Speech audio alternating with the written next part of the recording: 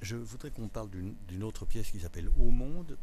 Au Monde qui est devenu depuis quelque temps un opéra, ou qui va devenir un opéra, puisque Philippe Bosmans, le compositeur bien connu, s'est emparé de votre texte, que vous avez, j'imagine, réécrit comme livret, et qui est d'ailleurs joué à l'Opéra Comique là maintenant, enfin qui est en répétition à la fin du mois de février. On est encore avec Au Monde dans un cercle familial. Et le cercle familial chez vous, il peut être le lieu de la tendresse extrême, même lorsqu'on se comprend mal, on vient d'en avoir un exemple, ou qu'on se critique, etc. C'est aussi le lieu d'une violence extrêmement profonde, extrêmement marquante. Dans Au Monde, il y a un vieux père de famille, un père de famille âgé, il y a un fils et 3 filles dont la dernière est adoptée. Et bien sûr, il est question des relations entre ces enfants, avec peut-être une insistance particulière pour cette jeune femme qui a été, en quelque sorte, qui a rejoint le groupe familial et qui s'appelle Acidé. Mais derrière cette entente, les fractures sont omniprésentes. À un moment, Ori, le fils, donc, dit ceci. Ce que je vais vous dire, ce que je voulais vous dire est simple. Maintenant que je sais ce que vous êtes, maintenant que je sais que vous êtes là, oui, maintenant, je le sais. Sachez que je ferai tout, oui, tout pour vous atteindre, vous contrarier, vous empêcher de prendre de la place ici ou ailleurs. Avec mes moyens, je vais vous empêcher. Avec mes moyens, je vais vous empêcher d'être ce que vous êtes, tout simplement. Même si cela peut paraître un peu prétentieux. De la même façon que j'ai pu voir percevoir tout au fond de l'intérieur de vous, pour ainsi dire, vous découvrir tel qu'en vous-même, pour révéler à moi-même ce que vous êtes vraiment, je vais essayer, je vais tâcher de vous nuire le plus possible, le plus profondément possible, et je vais tâcher de vous atteindre et vous empêcher d'être. Ainsi, toute cette force, toute cette puissance, toute cette énergie et cette violence indescriptible, cette masse de souffrance, ce potentiel de chaos qui émane de vous, ne pourra pas se répandre, ni ici ni ailleurs, tant que je serai là. Tant que je veillerai sur vous. Oui, je sais que cela peut paraître ridicule, votre puissance est telle. Mais je ne suis pas faible, non, je ne suis pas faible. Et le mal que vous êtes, ne me fait pas peur, non. Ce n'est pas de ça que j'ai peur, non. Car il faut avouer que je me préparais à cette rencontre. Car j'ai toujours cru, j'ai toujours pensé, à l'inverse de beaucoup, que vous n'étiez qu'une simple abstraction. Que vous n'étiez pas qu'une simple abstraction. Vous n'étiez pas, pardon, qu'une simple abstraction. Une simple métaphore, non, mais une réalité, oui. Et ce nom, ce mot, votre nom, qui a ému des générations d'hommes dans l'histoire et que je n'ose même pas prononcer, ne m'a jamais fait sourire. Non, moi il ne m'a jamais fait sourire. Vous ne m'avez jamais fait sourire. Car je n'ai jamais pensé, comme beaucoup peuvent le penser malheureusement, je n'ai jamais pensé, moi, que le mal pouvait surgir comme ça de nulle part. Sortir comme ça de rien, du néant, de nulle part, ça, non. Je ne l'ai jamais pensé, franchement, je n'y ai jamais cru. Voilà, à partir de maintenant, de cet instant, vous voilà renseigné. Sachez que vous ne serez jamais plus complètement dans l'ombre. Au contraire, voilà que vous êtes un peu à découvert, que je vous ai à l'œil, que je vous guette, que je vous veille, et que je veillerai sur vous jusqu'à ma mort, et que je vous déclare tout simplement mon ennemi mortel, oui. Famille, comme disait André Gide, hein? Ouais. Mais là, il s'adresse justement à l'élément étranger de la famille. Oui. Mais oui, mais aussi à la famille en tant que telle, quand même. Ah, c'est votre interprétation, mais ouais. Elle se respecte. Oui, moi je le vois comme... oui, bien sûr. Non, pas de toute façon, c'est pas un texte qui a une... Enfin... Ouais. Et là encore, le comédien qui interprétait le rôle d'Ori, il est où sur le plateau, dans votre mise en scène?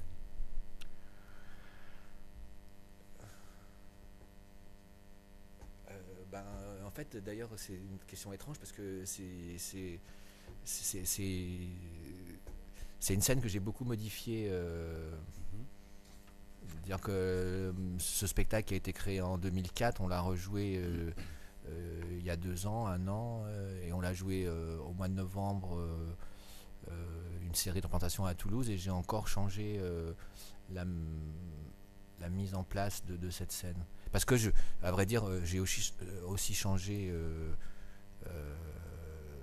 la mise en place de cette scène, parce qu'à l'opéra, cette scène, donc, je l'avais traitée d'une manière très différente de la mise en scène de théâtre.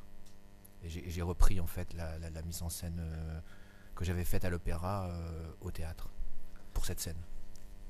Dans la version musicale qui va donc être jouée à l'Opéra Comique, est-ce que le texte est le même ou est-ce que vous l'avez réécrit ou réadapté en fonction de la composition? Parce que là, non, parce que bien sûr que je l'ai réadapté. D'ailleurs, le texte particulier de cette scène, dont vous avez lu un peu moins de la moitié, et il est très long. Si jamais il avait été gardé tel quel à l'opéra, ça aurait fait 1 heure et demie de chant. Oui. Donc de toute façon, il en reste quelques lignes de ce texte à l'opéra. Oui. Autrement dit, la transcription pour l'opéra, c'est un raccourcissement. Comment ça se passe? Est-ce que vous partez de la musique de Bosmans? Non, bien sûr que non. Non. Enfin, les deux fois que j'ai fait des livrets et des travaux pour l'opéra, ça s'est passé de la même façon, même si les deux personnalités de compositeurs avec qui j'ai travaillé étaient très différentes, mais ça s'est passé de la même façon. C'est évidemment au préalable, on essaye de travailler sur le livret, et ensuite la musique se fait à partir de ce livret. Mais en fait, je pense qu'il pourrait y avoir plusieurs, en tout cas j'en vois deux manières d'aborder un travail de transposition pour l'opéra à partir d'un texte comme cela.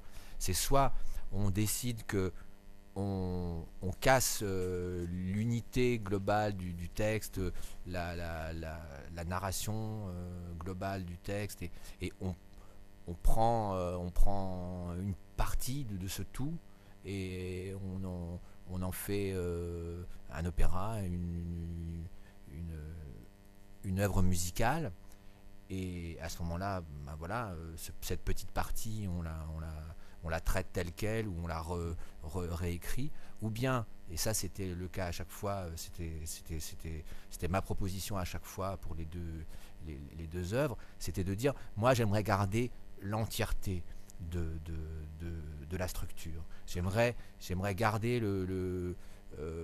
la structure narrative, et je voudrais, a priori ça m'intéressait de faire l'opéra pour essayer de travailler sur le concept d'histoire et de récit, quoi. Donc les deux textes, et Grâce à mes yeux et au monde, j'ai voulu sauvegarder le cheminement narratif de ces deux pièces, qui avait été assez élaboré par moi. Et donc du coup, partant de là, il a fallu, en partant de la pièce complète, il a fallu la resserrer, et c'était vraiment finalement un travail, non pas d'adaptation, mais de resserrement, vraiment à l'essentiel, au minimum, puisque à chaque fois les demandes des compositeurs, c'était presque le moins de mots possible, quoi, pour laisser de la place pour la musique, quoi. Et là, en l'occurrence, vous avez donc livré au compositeur cette nouvelle version, et c'est à ce moment-là qu'il a commencé le travail, ou est-ce qu'il... Oscar Bianchi, avec qui j'ai travaillé en premier sur Grâce à mes yeux, c'est comme ça que j'ai fait. Et par contre, Philippe Bousmans travaille autrement, et donc on s'est mis d'accord sur le fait qu'on allait garder la pièce en entier. On s'est mis d'accord sur les scènes. On a quand même coupé des scènes qui nous ont paru pas complètement indispensables pour la structure générale. Et à partir de là, on a travaillé je lui ai pas envoyé un livret complet, définitif. On a travaillé scène après scène. Chaque fois qu'il travaillait sur une scène, on se voyait, on discutait de la scène, on discutait des coupes que j'allais faire, des resserrements que j'allais faire, du choix des mots, de la réécriture de certains passages, etc. Et on a avancé comme ça très progressivement, vraiment en dialogue constant entre sa musique et puis l'élaboration de mon écriture pour aller vers le livret. Le Petit Chaperon Rouge, 2004, au théâtre de Bretigny. J'aimerais bien que vous nous lisiez la toute fin, parce que c'est vraiment délicieux. À partir du début de la première page, là ? Oui, scène finale. Et sur ces mots, le loup mangea avec appétit la petite fille, ce qui est un peu triste, mais qui est la réalité. Pendant ce temps, la maman attendait sa petite fille et commençait à se demander ce qui pouvait bien se passer. Le loup, lui, bien rempli de toute la grand-mère et la petite, décida d'aller dormir au moins plusieurs jours pour digérer de tels excès au fond du bois. En chemin, il rencontra un homme qui le trouva si gros et si lent pour une bête que l'homme prit la décision de l'assommer pour lui ouvrir le ventre et de se rendre compte de ce qu'il pouvait bien y avoir à l'intérieur. Par chance, la grand-mère et la petite fille n'étaient pas encore mortes et elles purent ainsi être sauvées. La petite fille sortit du ventre la première et aida sa grand-mère à en faire de même. La grand-mère était un peu assommée, tout comme le loup, et mit du temps à se remettre de cette aventure. Aujourd'hui, la petite fille est devenue une grande femme, comme sa maman, et elle se souvient très bien de toute cette histoire. Sa maman, qui est vieille, habite une maison qui n'est pas très loin, ce qui est plus pratique pour se voir souvent. Quant au loup, après qu'on lui ait recousu le ventre et qu'on l'ait laissé repartir dans les bois, il a pris la décision de toute sa vie de ne jamais plus s'approcher des grands-mères et surtout des petites filles. Une vraiment très très sage décision.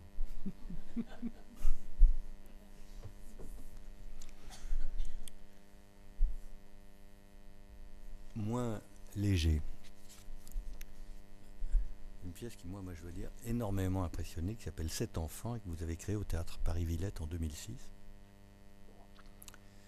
Et que, en lisant, en annotant, en réfléchissant à tout ça, j'ai écrit ceci qui...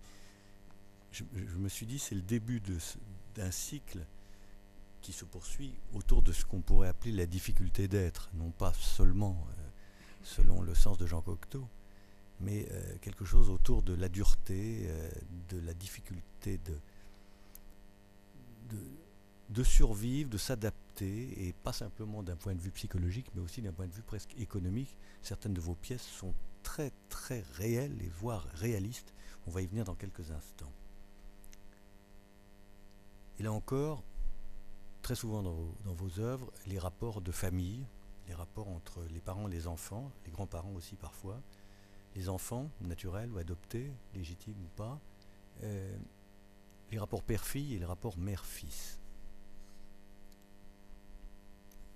Mais aussi parfois les rapports entre le père et le fils. On a eu tout à l'heure le plus grand acteur comique et son fils. Et là, voici un garçon qui a été bien élevé. Bien entre guillemets. Le fils a son père. J'ai pas envie de te parler. Surtout, ne me fais pas dire ce que j'ai sur le cœur, s'il te plaît. Tu es tellement fier de ton éducation. Tu es tellement fier de ta loi, celle que tu as réussi à m'imposer. Tu es tellement fier de ta force. Tu es tellement fier du résultat. Regarde comme tu peux être fier du résultat. Regarde-moi. Oui, tu peux être fier. Tu m'as dressé comme il faut. Tu m'as bien dressé. Jamais tu n'as eu à te plaindre de moi. Je ne t'ai jamais coupé la parole à table. Je ne t'ai jamais manqué de respect devant tes invités. Je n'ai même jamais pris la parole en ta présence avant que tu m'autorises à le faire. Même lorsque nous étions en famille. Même aujourd'hui. Tu ne peux pas imaginer comment je dois prendre sur moi pour arriver à te parler. Pour oser te parler. Parce que je t'ai toujours craint, sans que tu aies besoin pour cela d'élever la voix. Tu m'as terrorisé toute mon enfance, toute mon adolescence, toute ma jeunesse. Oui, tu peux être fier.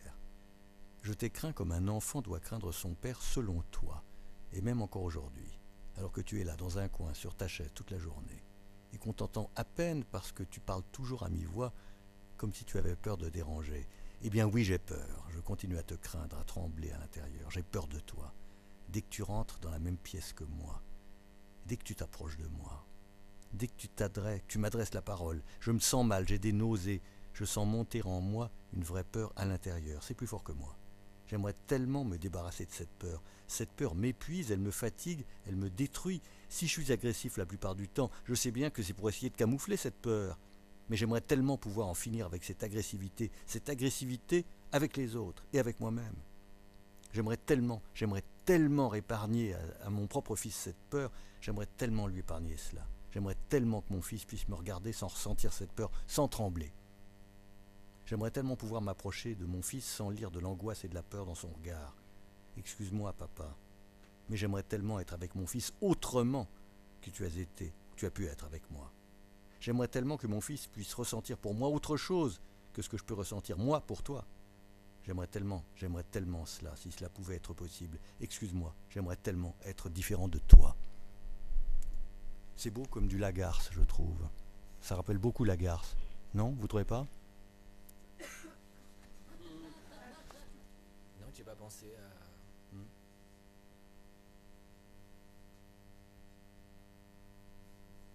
Je me demande même... en 2001, c'est écrit ça. Oui. Parce que ça s'est rejoué en 2006, mais Ouais. la première version, ça s'appelait Qu'est-ce qu'on a fait? C'était en 2001, créé en 2002, Oui. ou janvier 2003, en tout cas écrit en 2002-2001. Et je suis pas sûr que... Enfin, c'est possible que j'ai lu Lagarce déjà à cette époque-là, mais j'étais un peu en retard sur Lagarce. Mais...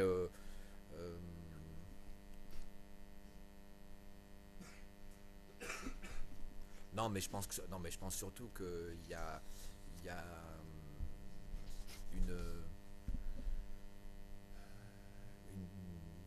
des similitudes d'influence chez tous ces auteurs qu'on pourrait, enfin, les auteurs là, des 20 dernières années, là, voilà, on a tous été un peu influencés, et on a tous un peu baigné dans quelques des grands maîtres comme ça, des grands auteurs qu'on a tellement respectés que voilà, ils nous ont, à des moments, on les a un tout petit peu imités, consciemment ou inconsciemment. Je pensais pas à une imitation, je dois dire. C'était pas ça, c'est plutôt... non, c'est un peu un style et c'est un peu une préoccupation, c'est pas la même chose, mais la thématique n'est pas forcément nécessaire de la fin du monde, par exemple. Je voudrais que vous nous lisiez, si je puis dire, le pendant de ce que l'on vient d'écouter ensemble, qui est donc une conversation entre un père et son fils. Là, c'est une conversation dans la même pièce, à la fin, entre une mère et sa fille. On m'avait pas dit, que je te... Eh ben oui. J'espère que c'est pas une trop mauvaise surprise.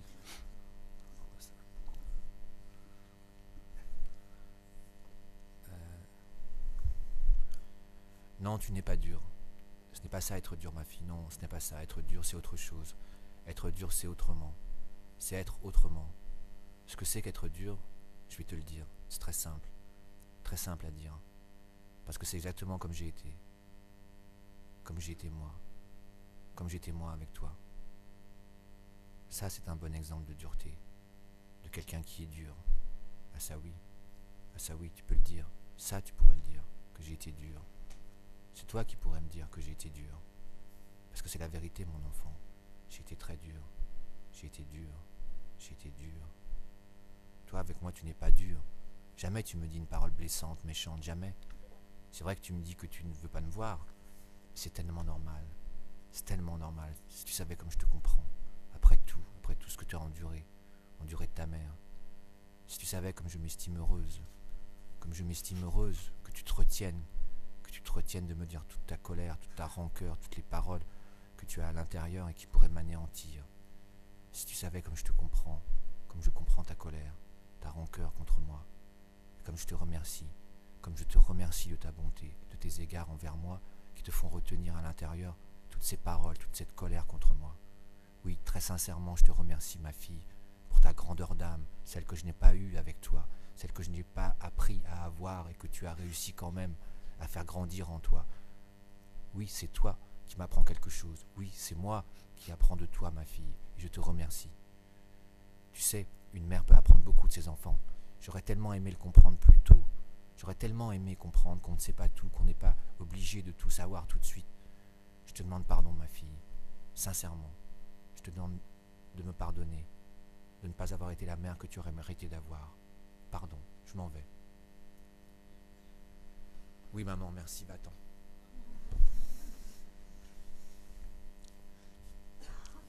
C'est évidemment le pendant de ce qu'on a écouté tout à l'heure. Une précaution d'usage par Joël Pomera à l'orée des marchands dans l'édition que j'ai citée. Vous écrivez ceci. Dans Les Marchands, qui est une fable théâtrale, une histoire est racontée au spectateur de deux manières simultanément. La parole d'une narratrice, la seule retranscrite dans le texte ici publié, et une succession de scènes muettes mêlant les actions des différents personnages dans différents lieux. L'écriture de cette pièce est donc constituée par l'ensemble de ces deux dimensions qui ne seront réunies qu'à l'occasion des représentations du spectacle. Les scènes qui accompagnent sur le plateau le récit de la narratrice ne sont pas simplement illustratives. Elles complètent cette parole ou la remettent aussi parfois en question. Cette parole n'est pas d'une simple objectivité, au contraire, et les faits exprimés en résonance avec elle viennent même la démentir nettement dans certains cas. Sa fiabilité n'est pas vraiment garantie. Il appartiendra au lecteur de ce livre de combler cette part encore floue pour lui grâce à l'imagination et de compléter ou même de rêver ainsi le sens de la fable. J'ai grand envie de savoir comment c'était sur scène alors, parce que moi j'ai pas l'imagination que vous requérez du lecteur. Comment c'était? Comme un film? Certes, mais encore. Non, mais c'était...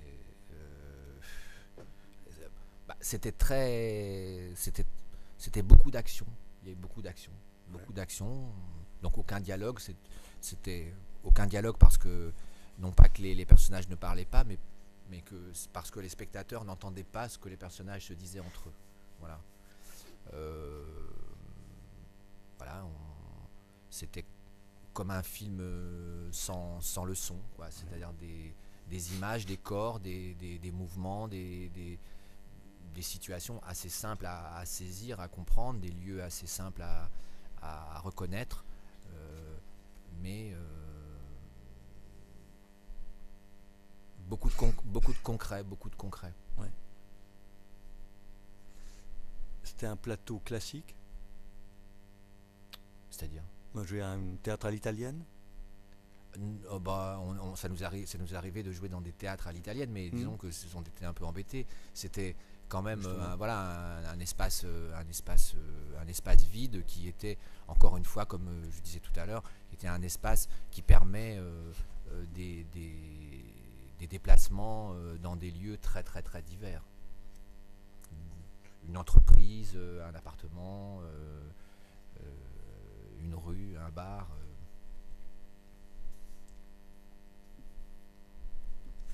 Je tremble.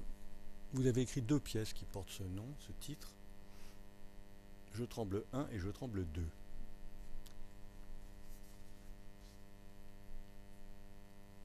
Et Je tremble 1 a été créé en 2007 à Chambéry. Et je vais lire le début de manière à ce que, si l'on n'est pas prévenu, eh bien, on entre de la sorte dans le spectacle, qui ressemble ou qui est ressorti presque à une parade, hein, on pourrait dire que c'est un peu ça, avec un meneur de jeu tel Peter Ustinov dans le La Montès.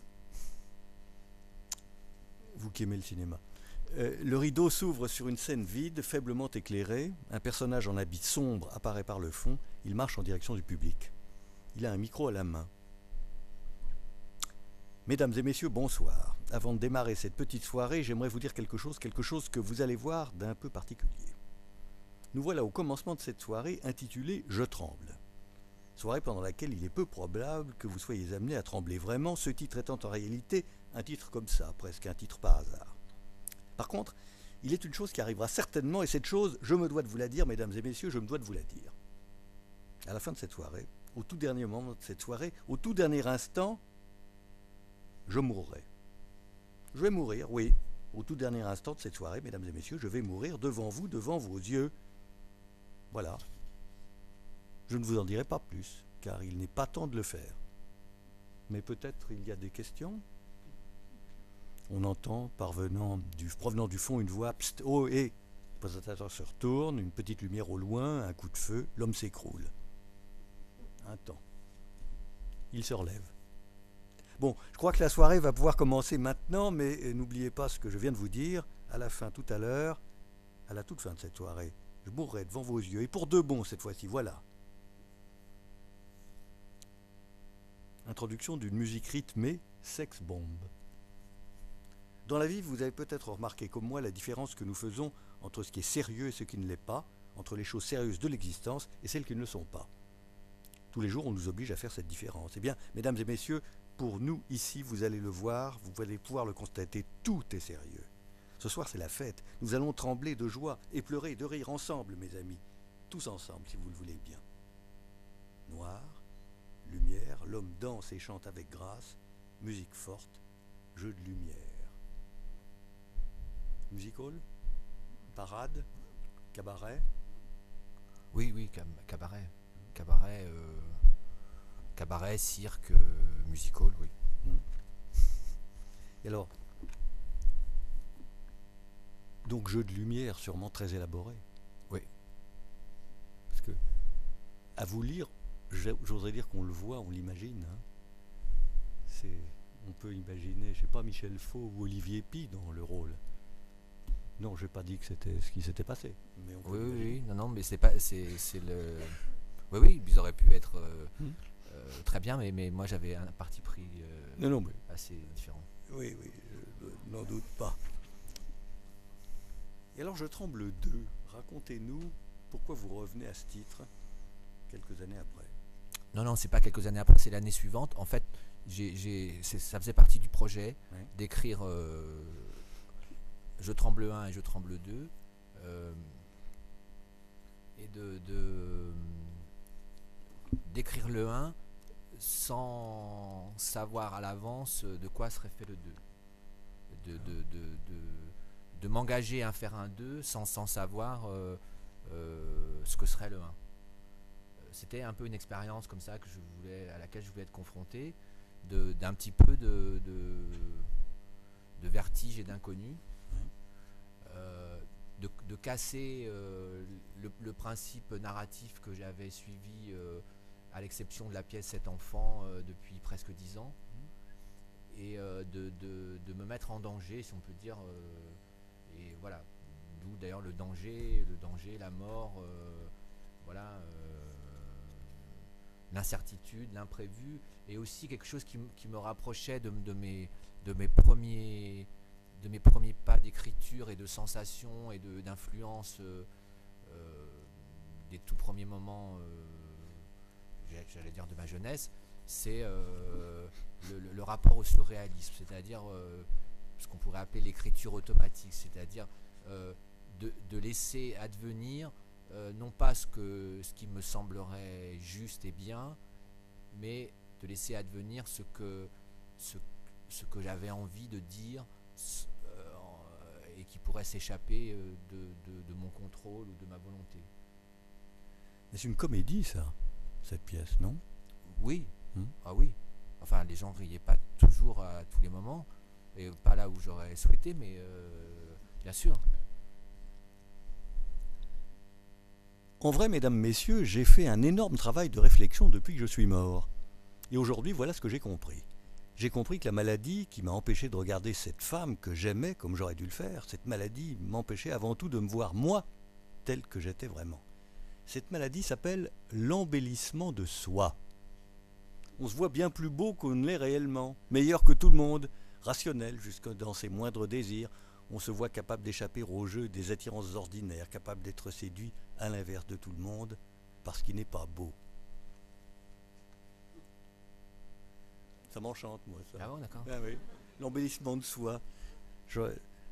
Voilà, Oui. pour dire sérieusement, s'il y a bien un thème qui s'est imposé à partir de ce point de départ de projet d'écriture automatique, c'est le thème de l'idéalisme. Voilà, si cette pièce tente de parler de quelque chose ou de travailler sur une thématique, c'est celle-là.